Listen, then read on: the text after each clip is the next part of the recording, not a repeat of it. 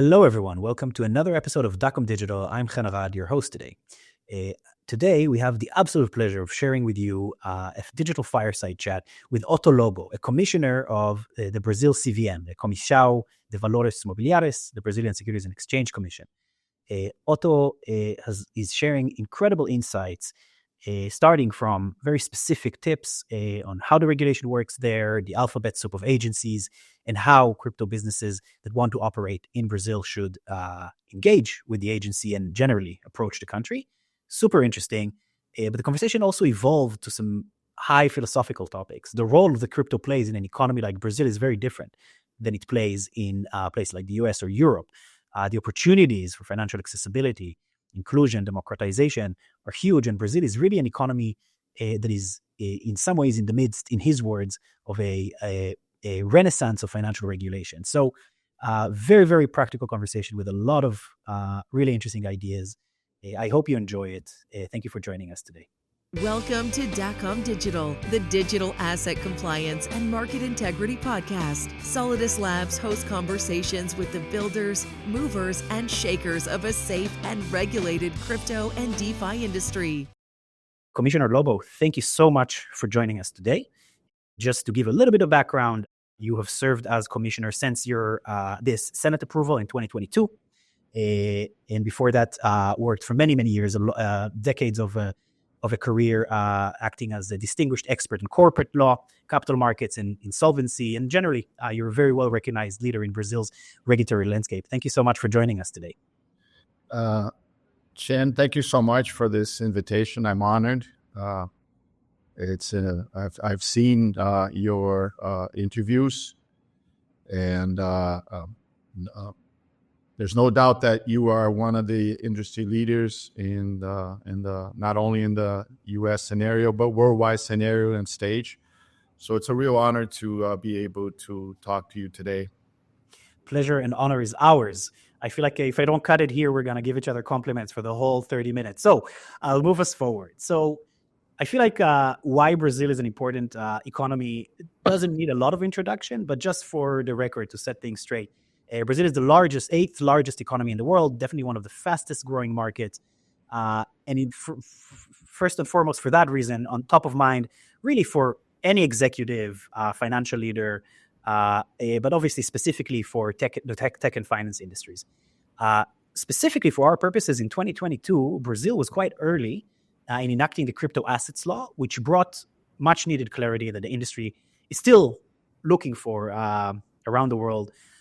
In terms of registration requirements, AML requirements, and other rules. This set the stage for massive growth in terms of the Brazil crypto industry, a 60% increase in crypto imports to Brazil between 2023 and 2024. And Brazil has become a top 10 country in terms of crypto adoption. If I said anything wrong, tell me now. No, it's perfect. And your research, I went through the material, as did my team.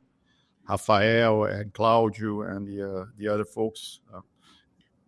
And 2025 is going to be an even bigger year, at least based on everything we're seeing in Brazil. There are promises for a public consultation that's supposed to come up, followed by additional clarity on issues like market abuse, stablecoins, tokenization. There's even a proposal that I've read about for 5% Bitcoin reserves to be kept by the Brazilian government in order to back an upcoming CBDC. So definitely a lot of interesting conversations. So let me start by asking you a little bit about your background, because it's actually interesting. I went and looked at some of the questions and answers you gave during your Senate approval. And as early as then, in 2022, you talked about the importance of giving special attention to crypto assets. So if you don't mind, I'll just start by asking, could you tell us a little bit about your background in securities law, how you became acquainted with crypto, and why do you believe it's important in Brazil or globally? My pleasure. I've started as most attorneys in Brazil as a law clerk, and I think the training for an attorney in Brazil is always 2 to 3 years as a law clerk, and started with litigation and general work for clients, going to court, insolvency procedures, corporate law work, and general training. In 1997, I was hired by Still Hector and Davis, which was the major law firm in Florida, and with a presence in Latin America. And we actually set up. I started as an associate, ended as a partner. From 1997 to 2005, I was with Still Hector and Davis. I did my LLM in the University of Miami, started my Juris Doctor at the University of Miami. As we know, Still Hector now became Squire Sanders, and a lot of the attorneys that were with us at the time are now in the major law firms. An example is Miguel Zaldivar, one of the CEOs of a very large British law firm nowadays. And from 2005 to 2017, I was with 2016. I was with a very well-known corporate law firm in Brazil. I worked with a former president of the Securities Exchange Commission, and we ended up starting a new law firm in 2016. And from 2015 to 2017, I was actually a member of the Council of Appeals of the Brazilian Financial System, which rules cases on appeals from the administrative appeals from the Brazilian Central Bank, Securities Exchange Commission, which I am right now one of the commissioners since 2022. And that was for 3 years. I was with the Council of Appeals of the Brazilian Financial System, which gave me a good background not only on public companies, but also on ruling cases dealing with money laundering and dealing with financial institutions. And back in 2013, 2014, I actually worked on a project to file dockets for the new stock exchange of Rio de Janeiro. At the time, we were working for there was a project with the New York Stock Exchange. We acquired technology. We negotiated technology with foreign exchanges like the Deutsche Börse and the Swiss exchange. And this exchange is currently the new exchange in Rio that will, I think, will start its operation soon. And I've been with the Securities Exchange Commission Brazil since 2022.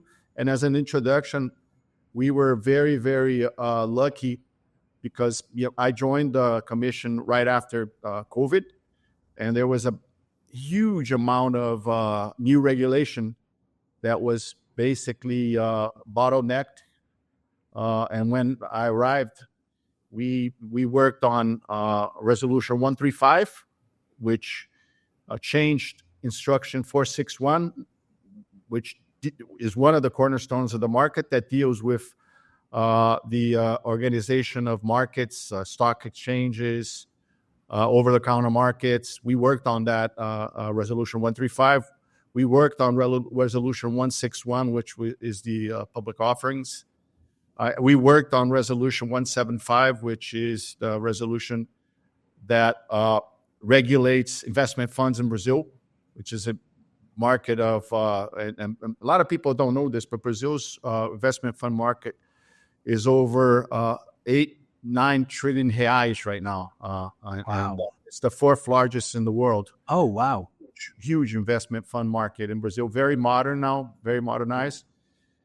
And as you very well mentioned, and this is something that I always say that everybody is involved. I mean, you guys are involved. You guys will take part in this. 2025 will be the year that we will regulate. There's going to be new resolutions dealing with tokenization in Brazil, and we have our experience so far. There are cases that we've ruled already. We use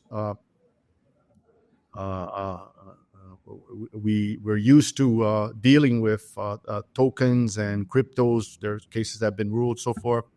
We do have a sandbox, a CVM sandbox. That's a real success. So we're very, very pleased to be at this moment right now. Really, really interesting. First of all, background. It's always super interesting to hear what led people to their current positions, and also really interesting landscape in Brazil right now. And you kind of pushed us right into it. So let me ask you. I saw just this morning, actually, a couple hours ago, Binance announced that they were able to achieve registration with the Brazilian central bank. There are a lot of other companies out there that are thinking about the Brazilian market. There are a lot of companies already in the Brazilian market trying to think how to best strategize. What do you think? What should they be aware of? Like, what laws should they be looking at more specifically? What should be their priorities? What's the best way for crypto business to become regulated and operational in Brazil? Yeah. Yes. So, as you know, I've looked through some of the material you sent. Mm-hmm. The way we see it right now, I mean, I would initially mention a few pointers of how we see this new technology, and we've issued a public opinion already on number 40. Right. I would first characterize this as crypto and blockchain technology. These are transformative tools, mm-hmm. and we see this as a potential to reshape financial markets in Brazil and beyond. First, we see this, and I'll lay the backdrop and answer your question. But we see this as an opportunity to democratization of the access in Brazil. This is one of the most compelling aspects of crypto and blockchain: ability to bring access to financial markets. In Brazil, there is still economic inequality, high concentration of financial services. I think that tokenization blockchain can help break these barriers. Mm-hmm. For one thing, we've just issued a resolution dealing with fácil, and this is a market for up to 500 million reais. But one of our concerns in that tokenization can be useful to allow smaller investors to access fractional ownership of high value assets, real estate or bonds, which previously was only accessible to institutional high network investors. So I think that the main point, and these are the opportunities, right? And but the democratization lowers the entry cost for participation in financial markets, creates opportunities, broader wealth distribution. We see that there will be an increased efficiency and cost reduction. We understand that blockchain can represent technology that can streamline the traditional cumbersome processes of financial markets. And so these are the opportunities to enter the country, new technologies. But we see that the financial markets, some of the concerns and the costs, right? The traditional cumbersome processes such as settlement, clearing, reconciliation, we see that this decentralized and immutable nature of blockchain, that it will enable real-time settlement of transactions. Not immediately now, but this will happen. There's some issues that need to be addressed, such as exchanges and how you bring money to the country, how you purchase assets in the country. But we see this as an opportunity to reduce operational costs, mitigate risks, such as counterparty default. In Brazil, we as you know, we have initiatives like DREST. The DREX is the real digital by the Brazilian central bank, and it's an leverage blockchain for the exact reasons. We see, and continuing with the opportunities, right? We see Brazil being in this stage of global competitiveness. Brazil has always been a financial supermarket. Right. The banks of Brazil are very technical. A lot of Brazilian banks that started, new banks that started and went to the New York Stock Exchange, right? And so we've always positioned ourselves as leaders in financial innovation.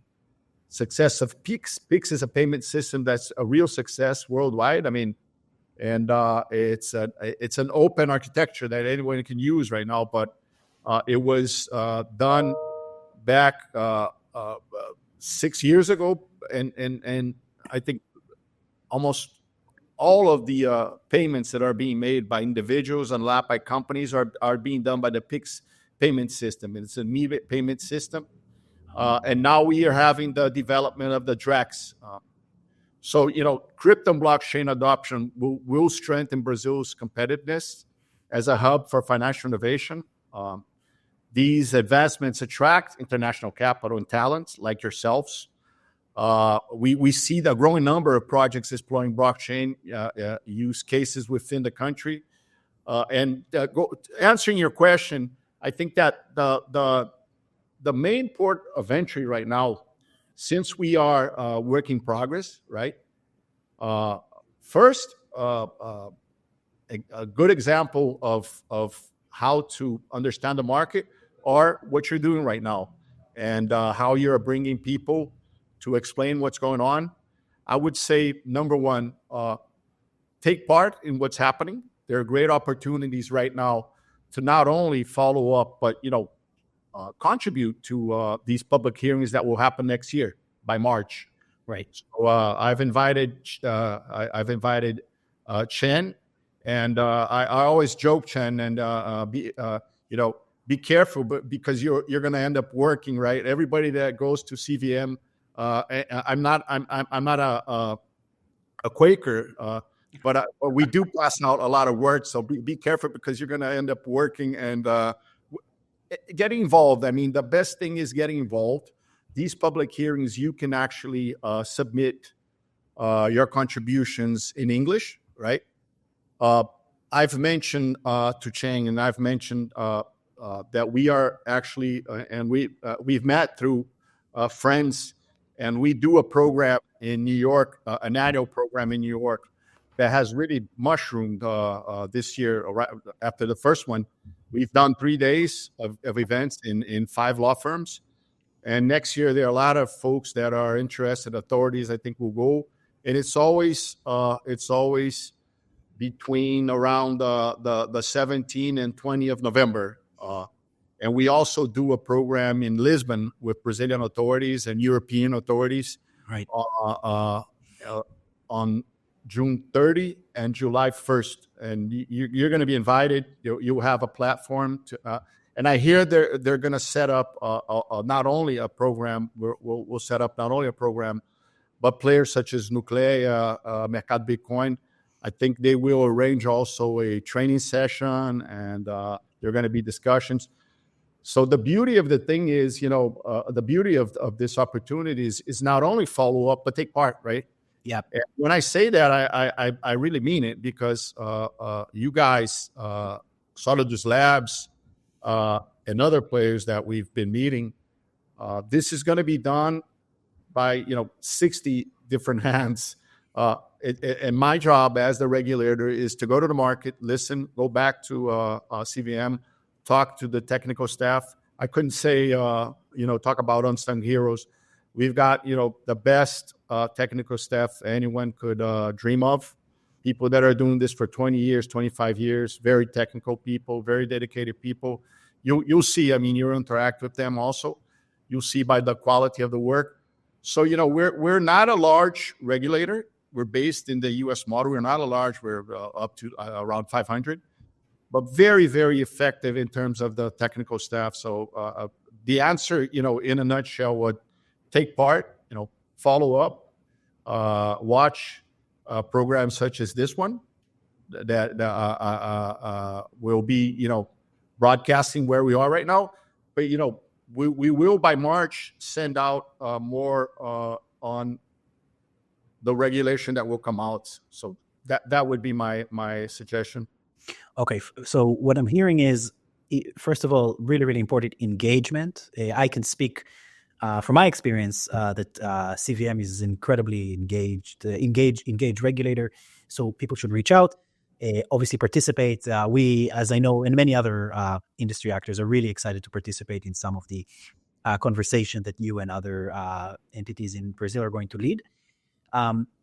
And I also understand that obviously it's there are a lot of moving parts as regulation evolves. But if I double click a little bit on what you think people can expect, is it fair to assume, for example, on market abuse, that anyone who provides a crypto solution will be required to prevent market abuse and have market surveillance, as we can see the trend in other places? Are there other trends that are fair to expect? I guess maybe let's start with market abuse, because I know it's very much on the mind of a lot of our partners. It's fair to assume that there will be a market surveillance requirement. Yes, It's for sure, and there are going to be opportunities here. One of the cornerstones is the enhanced transparency and trust. right. We see blockchain as transparent, immutable ledger system. We see it as a possible game changer for fostering trust in financial markets. Right. Country like Brazil, concerns about corruption, inefficiencies often erode confidence. Right. Blockchain provides a verifiable and tamper-proof record of transactions, creates a secure environment for both domestic and foreign investors. For one thing, the importance of blockchain resides in ensuring the integrity of smart contracts, maintaining financial stability, highlighting the role of governance and auditability. This, I think, will for sure unlock new markets. That's one of the ideas, is to unlock the enabling creation of digital native assets, decentralized finance. We see this, the high level of interest in tokenizing traditional financial instruments. Right. We saw this in Sandbox, but I'll get into more details of specifically, but financial inclusion, the pivotal role that it will have in Brazil. Yep. But for one thing, as you mentioned, the regulatory maturity, right? I think Brazil's strength in crypto adoption is forward thinking, the regulatory environment. Mm-hmm. CVM Sandbox, central bank leadership, initiatives like DREX, regulation can coexist with innovation. I think this can serve as a very good ground for thinking, for having regulatory clarity to protect investors, development of robust ecosystem. So that's, I think, will be the approach. So it's a fundamental shift, the integration of new technologies, the mainstream finance. But the point that you've mentioned is very important, right? We'll go into more details, but for sure, it's a major concern of ours, of any regulator. Right. All of these guarantees that we will have to have, and the players that will come to Brazil, such as yourself, that are planning to come, and how this is gonna go forward, as we'll talk in more details. Okay. So I'll stop being prying too much. I know that these things take time, and there's a limit to how much you can expose. But just based on the way things have been going in Brazil, I think the industry is very excited to see more, as much clarity as possible, so that it can build and integrate this new technology into the existing market in a safe and regulated way. And let me ask you, I do want to ask a little bit, because you emphasized engagement, which is obviously key. Can you maybe give us a little bit of a breakdown on the roles of different regulatory agencies in Brazil? You work with the Securities and Exchange Commission, the CVM. Central Bank is obviously very central. So if you can give us a bit of a lay of the land, or as they like to call it in America, on the alphabet soup of agencies in Brazil. What is their role? Who should engage with who, etc.? Okay, be glad to. Thank you.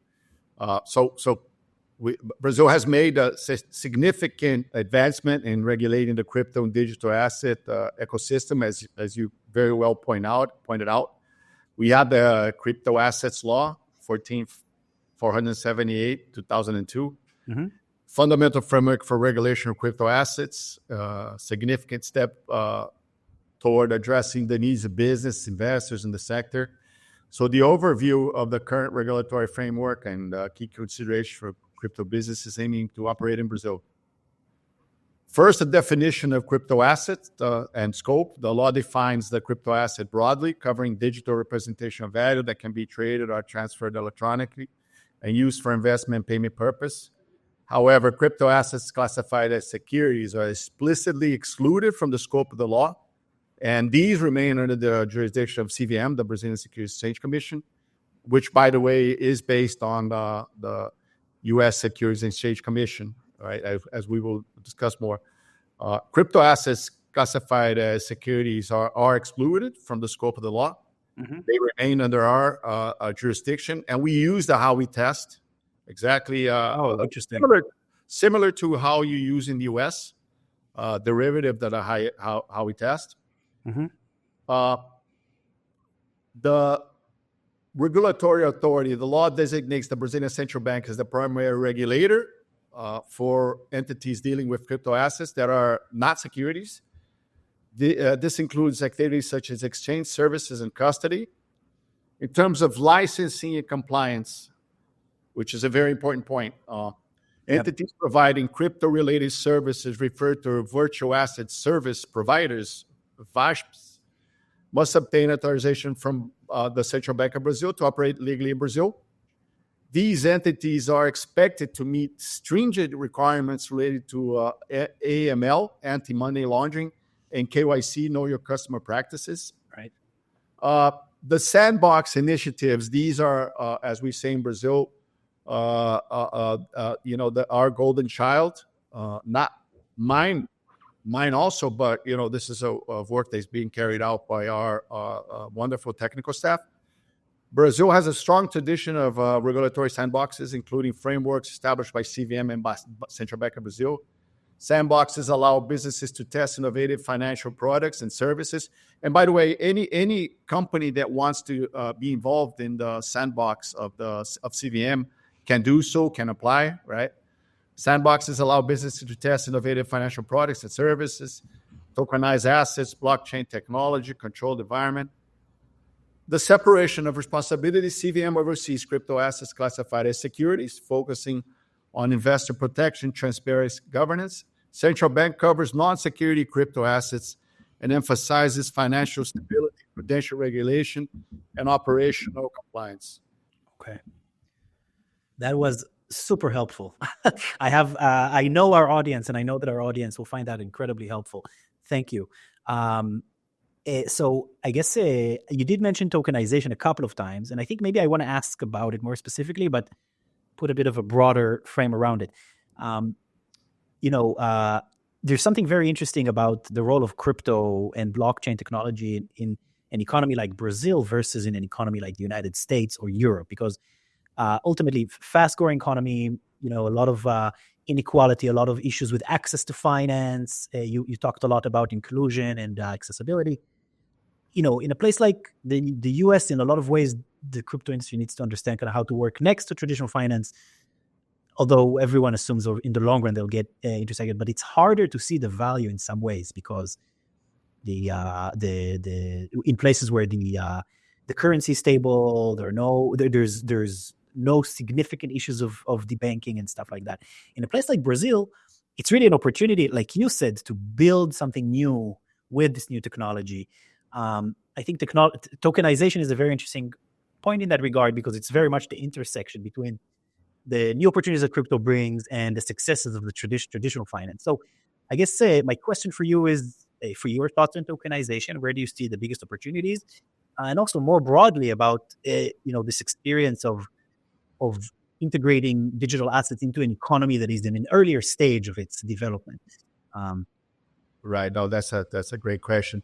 And as you know, we were in New York on a very, very interesting academic program last November.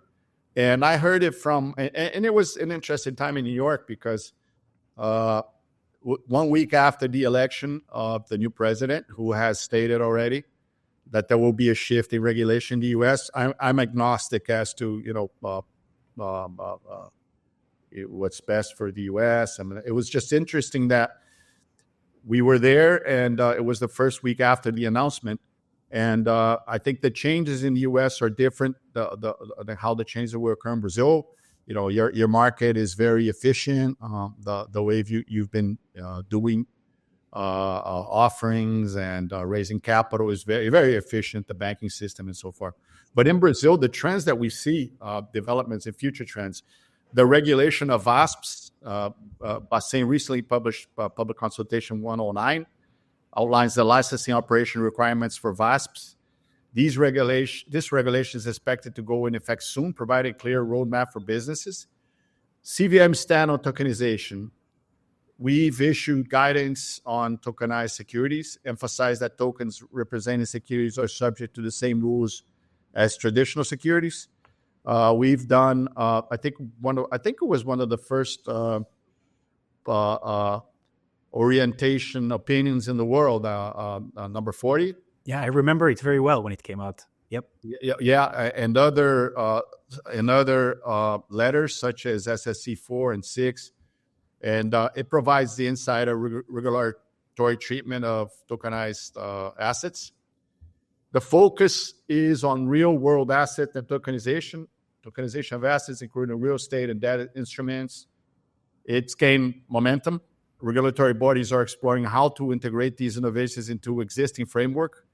And the beauty of it is our Brazilian Central Bank, who has a new president now, the former president has worked very hard, and the new one, a very, very experienced new president. The former president was a tech guy, and the initiatives such as Drex platform, Brazil's digital real pilot, the emphasis is on interoperability and infrastructure. Government is working on interoperability standards to ensure that the blockchain networks and tokenized assets can function seamlessly within the broader financial ecosystem. Effort is supported by initiatives like open finance, open capital markets agendas, such as we have in CVM. And the consideration for crypto business is licensing. Business must ensure that they obtain the proper authorization from Bacen or CVM, depending on the nature of crypto assets they deal with. Compliance and risk management, strict compliance with AML, KYC, as I mentioned. The token classification, essential to determine whether crypto assets is classified as security. If it is, the business will need to comply with CVM regulations. Mm-hmm. Infrastructure and technology, companies should align their operations with emerging blockchain standards.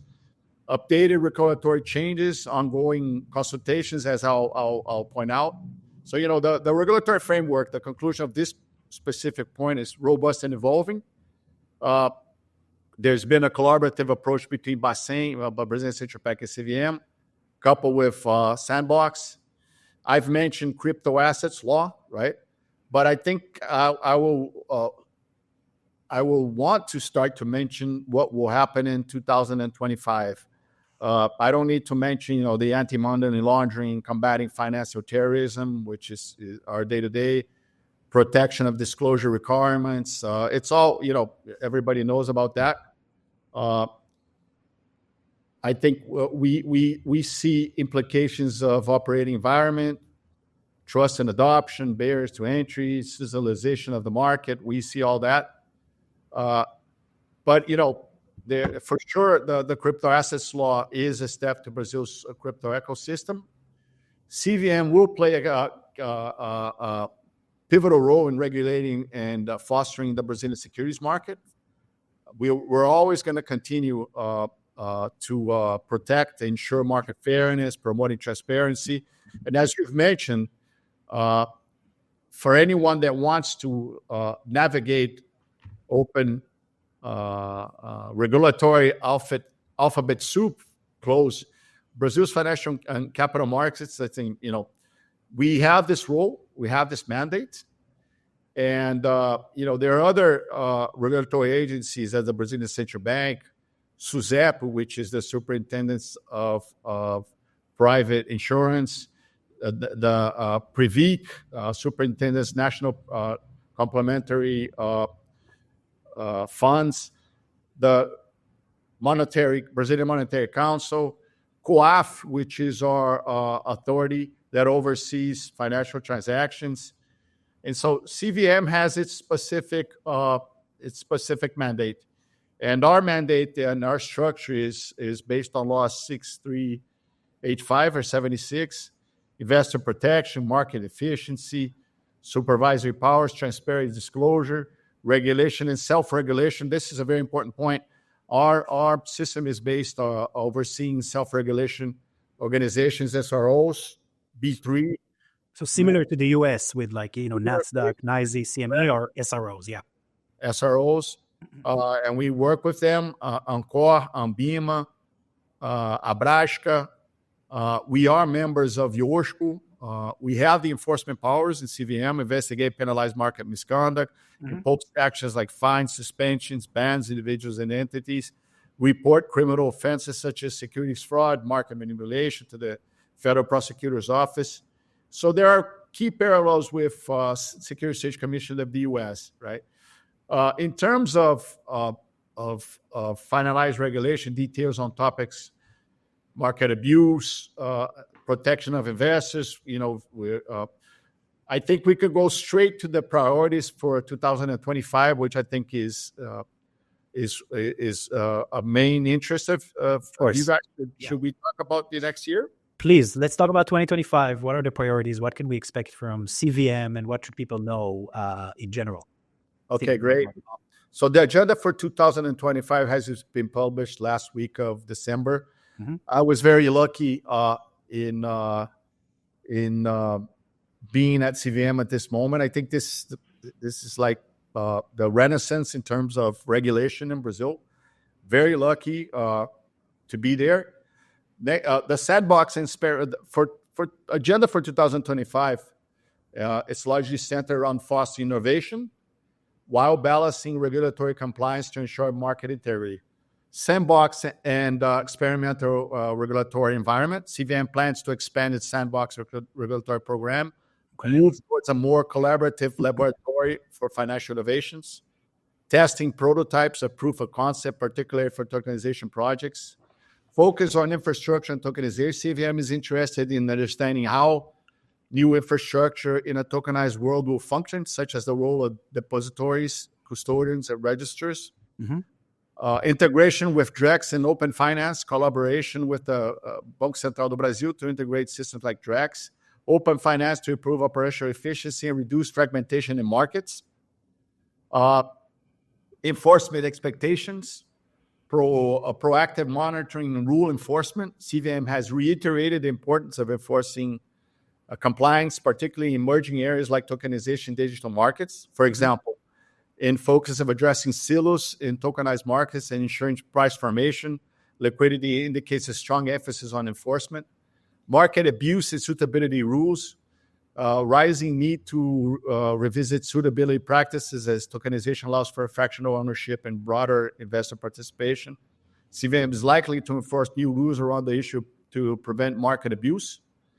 And, the upcoming consultation and rules. And this is very, very interesting. And I can't stress enough that, everybody should take part in the discussions, in the meetings that we will hold, the academic meetings in Lisbon and New York. And not only that, but submitting opinions, submitting suggestions, following up. And we will also, as I've mentioned before, we will write a book in conjunction with everyone that's involved in these discussions in Lisbon and New York. And this is a 100% academic program through Harvard Law School and Association of Brazilian Students at Harvard Law School. But upcoming consultations and rules. Public consultations for new rules. CVM has a history of engaging stakeholders through public consultations. Work on resolution. We're going to work on Resolution 88, the crowdfunding regulation, and Resolution 135, we call 135 lighter market regulations for smaller entities. The consultations are expected to focus on tokenization, market infrastructure, and investor protection. And these will happen by March of next year, hopefully. I think they are going to be issued by March, so right after the beginning of the year. And there will be a revision of existing rules. CVM is also revisiting existing regulations such as crowdfunding, regime, and suitability requirements to align realities of digital and tokenized markets.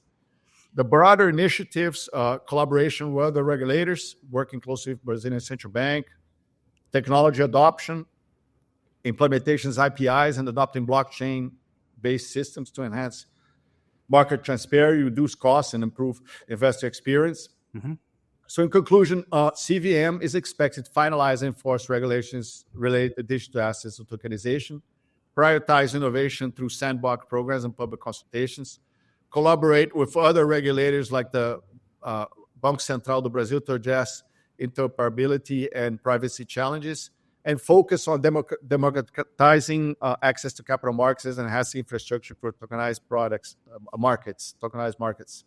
So, that's what we expect for next year.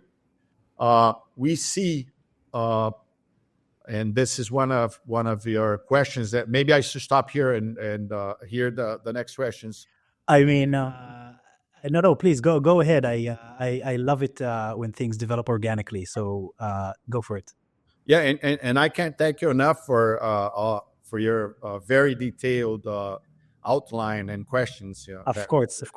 I told you already. We see this as a stage for the unsung heroes of finance, the people who are building a safe and regulated financial future. So it's our pleasure and honor. But please go ahead. I didn't mean to derail your train of thought there. No, thank you. So crypto as a legitimate financial asset class. We see the U.S. as a major player like BlackRock, Fidelity have taken significant strides to integrate crypto into TradFi. Bitcoin and Ether exchange traded products. ETPs have provided institutional investors regulated access to digital assets, driving increased adoption. Mm-hmm. These ETPs have also contributed to global bull runs in Bitcoin prices. I think similarly in Brazil, the launch of Bitcoin and Ethereum ETFs has renewed institutional interest in crypto. Countries' institutional size transactions saw a 48.4% increase between the fourth quarter 2023, first quarter 2024, highlighting the growing role of crypto in traditional asset allocation strategies. Role of deregulation, clarity on critical enabler TradFi crypto convergence. DREX, which is something that I think we're up to the third stage of DREX. Mm-hmm. In terms of what we see in Latin America, Argentina will I think begin to bring more regulatory clarity, institutional crypto adoption, despite retail activity, inflation and currency devaluation drive, stablecoin usage. There are some gaps between crypto and TradFi, infrastructure and risk management. And I think that there will be complementary roles in Latin America. Latin America crypto complements TradFi by addressing regional challenges. Right. Stablecoins are extensively used to hedge against inflation, currency stability in Argentina and Brazil. Brazil's financial institutions are leveraging crypto to expand investment options, demonstrating how TradFi and crypto can work together to enhance financial inclusion. As highlighted, the convergence of crypto and TradFi is accelerating. These challenges like regulatory uncertainty, infrastructure fragmentation remain key barriers. Latin America's experience, I think, exemplifies how crypto can both complement and integrate into traditional financial systems. Regions with unique economic challenges like inflation, limited currency. So Brazil's role, as we imagine, highlights on tokenized assets and Brazil's role, the promise of tokenized assets, fish, transparency, I've mentioned, global reach, liquidity, cost reduction. So these are all pointers. I think once again, this will be an interesting year. I've mentioned a lot of the pointers, so I'll hand it back to you, sir. Thank you. No, I mean, you did. You no need to go into my next question because it was really about the convergence of the two asset classes. I guess I'll just ask you: do you think it's fair to say that digital assets and traditional financial assets are even separate anymore? Where there are still gaps, like you said, specifically on risk monitoring. That's obviously something we are working very closely. We actually believe there's a huge opportunity there as well, because it's not that risk monitoring was perfectly solved in traditional finance, and the challenges that crypto introduces necessitates more advanced solutions. But is it even fair? Is it even correct, you think, to treat them as completely different worlds anymore, or has the convergence already mostly happened and now it's just more about the details? The convergence is happening. There are,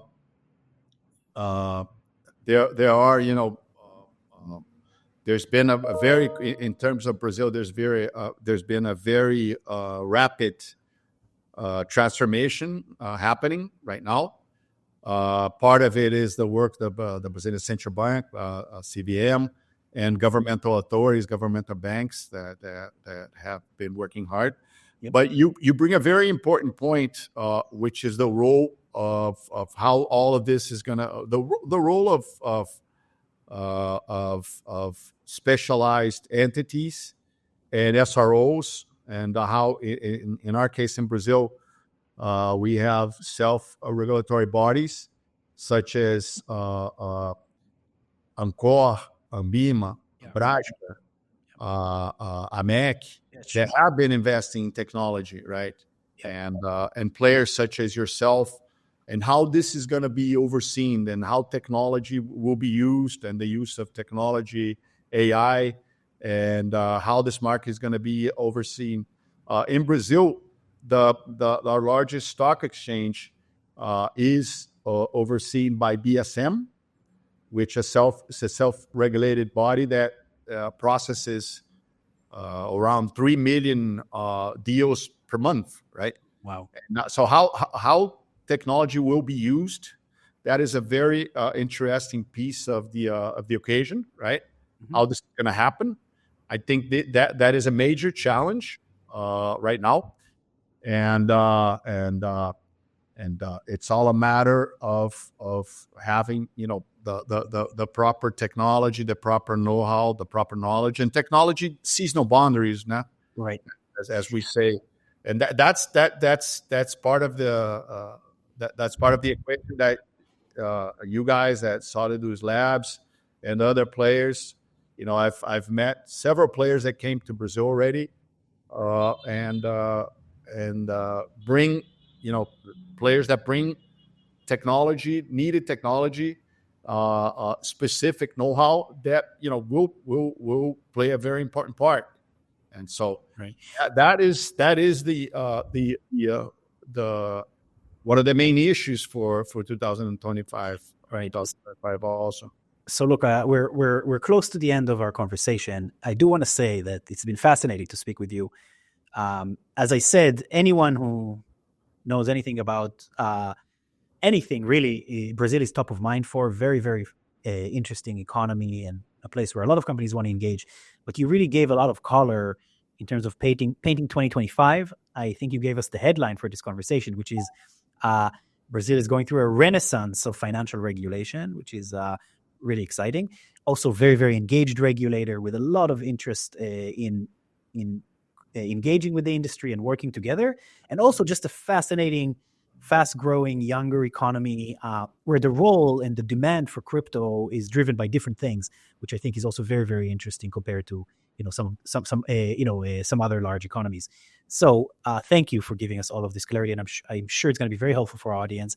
Just to conclude our conversation, I'm curious to ask, I guess, two things. Is there anything that you wanted to mention that I haven't asked about that you want to mention? Or what do you think we'll be talking about in 2 years from now when we have another conversation? I mean, we'll have conversations beforehand, but in 2 years from now when we have this conversation, what will we be talking about in terms of the reality of the Brazilian financial industry, economy, and crypto? Well, first, I just want to mention that I'm very, very appreciative of this opportunity to present the work that we carry out. And I mentioned this not only on behalf of myself, but carried out by Comissão de Valores Mobiliários, Rafael Vieira, Cláudio, that have helped me in this, preparing for this, and the other folks, Bervangue, the folks over at CVM, the Board of Commissioners, the work that's being carried out former Commissioner Maeda that is leaving us for a while.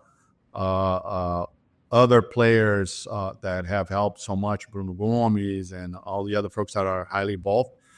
But this, it's an opportunity, and I thank you for the opportunity to talk about the advancements that we've been having. It is an honor to share our ongoing efforts to foster innovation, strengthen regulatory framework, promote democratization of the investment opportunities. So I thank you for that. In terms of 2 years, I think you've asked a lot of very, very interesting questions, which made my work very easy here, right? But in 2 years, like when we gather again for this conversation, hopefully we'll likely be celebrating the tangible impact of tokenization, digital assets on the global markets. Hopefully we'll marvel at how tokenization has democratized access to investments, allowing individuals, small business to participate in economic opportunities previously reserved for elite. So we not only are doing a work that is needed for the regular financial market, but we're trying to democratize the markets itself. I think that's one of the roles, if you allow me. Of course. We'll discuss how regulatory frameworks like Brazil CVM initiatives and DREX platform have become hopefully benchmarks. Our contribution, small or medium or large, and this is, when I say this, it's our contribution is not only CVM, but you and other players that will want to take part in this, and this, I think this will be positive for everyone. I mean, this experience that we'll have. So this endeavor, seamless integration, blockchain technology, financial ecosystems, reducing efficiency, lower transaction costs, increased transparency. This dialogue highlight how digital assets and smart contracts have transformed industries beyond finance, real estate to sustainability, automated mechanisms. Hopefully 2 years from now, we'll see how financial inclusion has expanded. Hopefully more people worldwide accessing credit, saves, investments via tokenized platforms. Startups, all enterprises will have scaled with ease, leveraging open interoperability financial systems. If it doesn't happen in 2 years, it'll happen in 3 or a little bit more. But I think the seeds are being planted right now.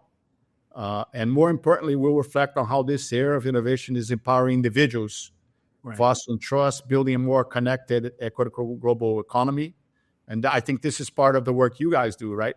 Yeah. So the challenges we face today, I think these are stepping stones. Looking forward for the next frontier, innovation will hold.